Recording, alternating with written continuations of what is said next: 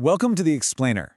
You know, it's a funny thing. You've probably seen a toy car smash into a wall, just bounce right off and be perfectly fine. But then you see a real car in a fender bender and it looks completely mangled. Seems totally backwards, doesn't it? Well, today, we're going to dive into the amazing physics that explains why a car that's designed to break apart is actually designed to save your life. So let's jump right in with what I like to call the Crumple Zone Paradox. It's a piece of engineering that, on the surface, feels like it makes absolutely no sense. I mean, that's the big question, right? Why aren't these massive, expensive machines we drive every day built to be as tough as a simple toy? You'd think we'd want them to be indestructible. So, what's the deal? Well, the difference is just huge. The toy car is super rigid. It bounces. The real car, though, it crumbles up like a piece of paper. And that's on purpose.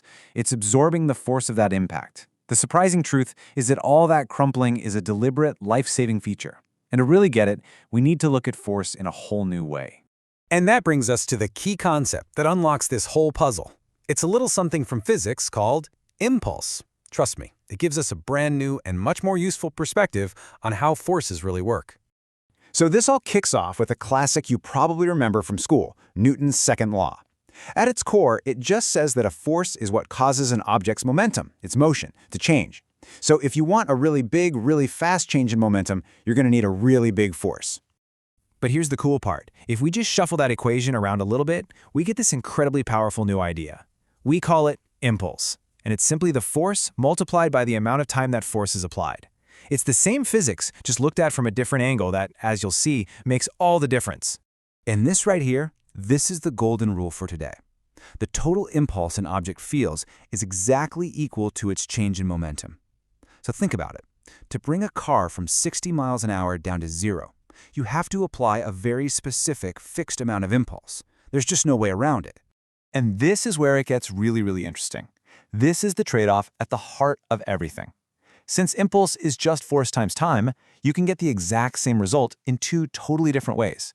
You can use a huge force for a split second, or a tiny force for a much longer time. Okay, let's put this to the test with a little thought experiment. Picture two identical toy cars. Car A has this monster rocket strapped to it. I'm talking 25,000 newtons of force, but it only fires for 1/10 of a second. Car B, on the other hand, has this little firecracker of an engine, just 50 newtons, but it burns for a whole minute. So, what do you think? Which car ends up going faster? The one with that massive explosive burst of power, or the one with the slow, steady push? We don't even need complicated math here. We just have to compare their impulse. Let's run the numbers for car A. We take its huge 25,000 Newton force and multiply it by that tiny little burn time of 0.1 seconds. That gives us a total impulse of 2,500 Newton seconds. Pretty good. But now, look at car B. We take its tiny little 50 Newton force and multiply it by a long 60-second burn time. And, whoa, look at that! It gets a total impulse of 3,000 Newton seconds. And there you have it. Against all odds, the slow and steady car actually wins. Because it had a greater total impulse, it had a bigger change in momentum, which means it reached a higher final speed. It's not just about how big the force is, it's about how long you apply it.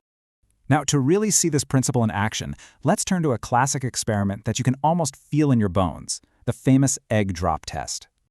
We all know what happens here, right? An egg dropped on a rock is going to shatter into a million pieces. The one dropped on a pillow, well, it's probably going to be fine. But now we can explain exactly why, using impulse. Okay, now get ready for this, because this is the part that feels a little weird at first. Because both eggs fall from the same height and come to a complete stop, their change in momentum is identical. And that means the total impulse that's delivered to both eggs is exactly the same. So if the impulse is the same, what gives? It's the trade-off. The rock stops the egg almost instantly. The time of the impact is tiny. So to deliver the required impulse in that super short time, the force has to be absolutely enormous. Crack. But the soft pillow, it squishes down. It extends the time it takes for the egg to stop. A bigger time means the force needed to deliver that same impulse is way smaller. And just like that, the egg is perfectly safe. All right, so for our final section, let's take this pillow principle and apply it right back to where we started, the car crash mystery. And this brings us completely full circle. Your car's crumple zone is engineered to be a giant metal pillow. It's designed to do for you and your passengers exactly what that pillow did for the egg. Here's how it works, step by step. The moment of impact, the front of the car starts to deform and collapse. Now, that process isn't instant, it takes time. And by stretching the duration of that crash from a sudden, brutal millisecond to maybe a few tenths of a second, the peak force that gets transferred to you and the passenger cabin is massively reduced. And you know what? This exact same idea is at work everywhere in your car. Airbags? They're just pillows that inflate to increase the time it takes for your head to stop. Even your seatbelt is designed to have a tiny bit of stretch to it. It's all for the same reason. Increase the time, decrease the force. So the paradox is solved. A car that breaks apart so easily is actually a car that's acting like a pillow, stretching out the time of a collision to lower the force on the people inside. It's just a brilliant piece of physics at work keeping you safe.